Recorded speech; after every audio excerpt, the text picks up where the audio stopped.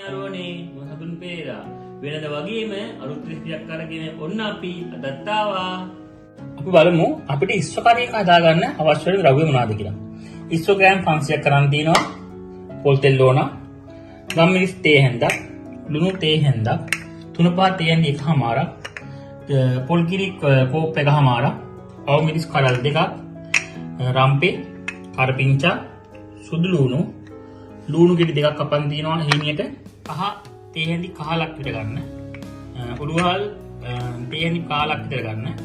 තක්කාලි ගෙඩියක් ගන්න. හැබැයි තක්කාලි ඉස්සෝ ඇවිල්ලා උෂ්ණ කැමම තක්කාලි දා ගන්නවානේ තවත් උෂ්ණ වෙනවා. ඒ හින්දා මම ඔයාලට තක්කාලි නොදා ඉන්න පුළුවන්.